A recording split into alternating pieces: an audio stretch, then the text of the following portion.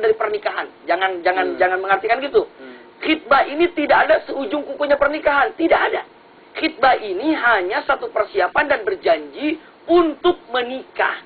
Orang yang sudah khitbah saja tidak boleh dikhitbah lagi, haram hukumnya. Iya. Maka orang yang sudah dikhitbah, jaga diri. Jangan sampai menjatuhkan pilihan lagi kepada orang lain. Apalagi kalau seandainya sudah menikah masih selingkuh, wah itu naudzubillah. Khitbah saja tidak boleh. Maka dengan apakah termasuk daripada mengkhianati kalimat ini? Iya, mengkhianati bukan kepada pacarnya saja ataupun calonnya saja, tapi mengkhianati kepada syariat yang sudah ditentukan. Orang yang sudah dikhitbah tidak boleh lagi dekat kepada orang lain, maksudnya untuk menjatuhkan cintanya kepada orang lain. Cepat-cepat saja tinggalkan laki-laki itu dan kembali kepada yang menghitbahnya. Begitu ya, jangan sampai terjerumus. Ya. Atau mungkin ini pertanyaan pribadi, atau ketika memang kita sudah bertunangan, misalnya perempuan ya. Iya. Ternyata calon suaminya itu agak rese lah, maaf banget. Gitu. Tapi ternyata dari dengan kenalan sama yang lain, tiba-tiba mungkin itu jalan Allah untuk menghindari dari. Iya, betul. Tapi harus disampaikan. Jadi saya akan memutuskan khitbah kita, putus baru pindah ke yang lain. Jangan dalam keadaan di khitbah lari. Begitu ya, harus putuskan dulu khitbah yang ada. Iya. Oke. Seperti itu. Sabar ya. Satu kali lagi ya, sudah ada saudara kita sana ingin bertanya menggunakan 3G. Halo. Assalamualaikum Ustaz. Waalaikumsalam.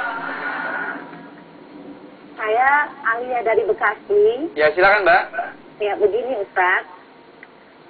Sampai sekarang saya masih sering nangis itu kalau saya ingat pengkhianatan yang dilakukan oleh mantan suami saya. Jadi memang dulu waktu kami menikah itu memang tidak disetujui keluarga. Jadi akhirnya kami kawin lari waktu itu. Nah, setelah 10 tahun menikah dengan perjuangan awal yang begitu berat gitu ya, dia ninggalin saya Ustadz. Dia meninggalkan saya dan anak-anak di rumah. Saya malu dengan keluarga Ustadz. Malu sekali kembali kepada keluarga. Nah, sekarang ini saya berjuang sendiri untuk anak-anak saya. Masalahnya adalah dulu kami pernah berjanji sehidup semati untuk mengarungi kehidupan rumah tangga ini. Nah, dia ingin kembali kepada saya dan anak-anak Ustaz. Ya, tapi tentu saja saya menolaknya. Pertanyaan saya, apakah saya termasuk orang yang berkhianat dengan janji yang pernah saya ucapkan? Demikian Ustaz, terima kasih banyak. Assalamualaikum warahmatullahi wabarakatuh. Waalaikumsalam warahmatullahi wabarakatuh. Permasalahan ini sering banget ya dialami oleh saudara-saudara kita ya. Udah menikah ternyata pergi begitu ya. Iya, awalnya kan susah payah gitu. Awalnya ada sedikit masalah sama orang tua. Betul, apabila sudah terjadi seperti ini mungkin alangkah baiknya apa yang dilakukan?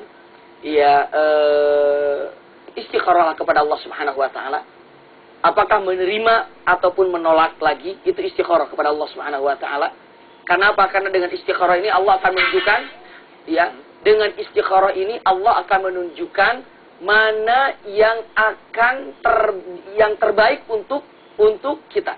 Iya, istikharah. Ya Allah, apakah saya harus terima lagi atau tidak? Selanjutnya kalau misalnya saya nggak mau menerima lagi, ya sudah tidak diterima lagi dengan resikonya insya Allah perjuangan yang ada. Apakah termasuk khianat? Boleh disebutkan yang namanya luka hati, itu susah diobati. Iya, tapi kalau mungkin untuk luka bakar, luka tangan, luka kulit bisa diobati.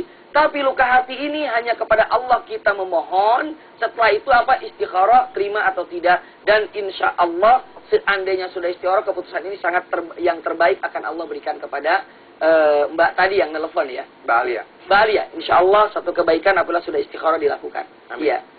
Amin. Insya Allah kita doain juga ya semuanya ya. Oke, sekarang saya kasih kesempatan ibu-ibu. Ada mau bertanya? Iya, silakan. Assalamualaikum Pak Ustadz. Waalaikumsalam. Saya Bajasri. Kalau kita dikhianati, boleh nggak kita membalas dengan mengkhianati? Jadi kan kosong-kosong. Terima kasih. Assalamualaikum warahmatullahi wabarakatuh. Main bola. Kosong. Lu hianatin gue balas. Subhanallah. Kalau seandainya ada orang yang mengkhianati, apakah kita perlu membalasnya? Tidak dibalas pun Allah yang akan membalasnya. Iya, lebih baik sudahlah kita ketika kita membalasnya, kita tidak mendapatkan apa-apa, mungkin malah kita menjadi dosa. Cukup kata Rasulullah yang dikatakan Allahumma kfinahum bima syi'tum wa kaifa syi'tum, atau Allahumma kfinahu bima syi'ta wa kaifa syi'ta. Serahkan kepada Allah Subhanahu wa taala tanpa membalas lagi. Tapi kalau seandainya satu hal pengkhianatan yang perlu kita selesaikan ataupun perlu kita didik, silahkan lakukan dengan jazaa'u sayyi'atun sayyi'atun mithluha, tanpa melebihi batas. Jadi membalasnya bukan karena emosi, membalasnya bukan karena marah, tapi membalasnya karena apa? Ingin mendidik. Karena ingin memperbaikinya, bukan membalas maknanya, tapi menasihatinya. Tapi secara menasihati kadang-kadang ada perlu kekerasan. Maksudnya ada perlu tindakan yang sedikit keras. Maka silakan, namun bukan membalas daripada kelakuannya. Karena apa? Bahkan ajak dia untuk bertobat. Kalau sudah bertobat, insya Allah akan diampuni oleh Allah, bahkan kita selamat, dia juga selamat. Seperti itu ya. Jadi tidak perlu membalasnya, karena apa? Allah pun akan membalasnya. Iya. Sama-sama. Iya. Oke, ada lagi Ibu, silakan. Mana? Silakan. Silakan Ibu. Assalamualaikum Ustaz. Waalaikumsalam. Nama saya Ibu Rohimah. Sanksi apakah yang diberikan oleh Allah kepada orang yang berkhianat? Terima kasih. Wassalamualaikum warahmatullahi wabarakatuh. Waalaikumsalam. Waalaikumsalam warahmatullahi wabarakatuh. Ya, sanksi berat juga orang yang berkhianat ini. Benjol-benjol. Iya, benjol-benjol. Kenapa? Orang yang berkhianat ini tadi saya katakan, naudzubillah, tergantung pengkhianatannya di mana. Iya, khianatnya sejauh apa, maka sebesar itu pula namanya apa? Hukuman dari Allah Subhanahu wa taala.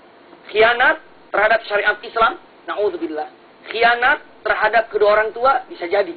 Kalau seandainya khianat kepada Allah, khianat kepada Rasulullah, khianat kepada orang tua, itu termasuk dosa yang paling besar. Iya, tapi makanya saya sampaikan tadi khianat ini termasuk dosa besar. Sanksi apa yang Allah berikan? Punten, kalaulah khianat ini merupakan daripada tanda-tanda munafik. Munafik saja dalam hadis mengatakan, atau dalam keterangannya mengatakan, innal munafiqina fi darkil asfal minan nar. Sesungguhnya orang munafik ini di bawah keraknya neraka, ataupun di keraknya neraka. Berarti kalau kerak neraka itu apa ya? Paling ngangusnya gitu ya. Makanya jauhkan daripada masalah khianat. Apa tadi Bu? Ya, itu dia. Hati-hati. Jauhkan daripada pengkhianatan, karena darkul asfal minan nar. Naudzubillah. Iya. Terima kasih, Bu. Oh, seperti itu enggak kan? Oke. Sekali lagi. Satu lagi, saya kasih kesempatan Ibu. Silakan. Assalamualaikum Ustaz. Waalaikumsalam. Saya Zumaro. Silakan. Pengkhianatan terbesar apa yang terjadi pada Rasulullah oleh kaumnya pada saat itu? Terima kasih. Assalamualaikum warahmatullahi wabarakatuh. Waalaikumsalam warahmatullahi wabarakatuh. Ini di masa Rasulullah. Di masa Rasulullah. Jadi Rasulullah pernah dikhianati? Oh, pernah. Sering sekali.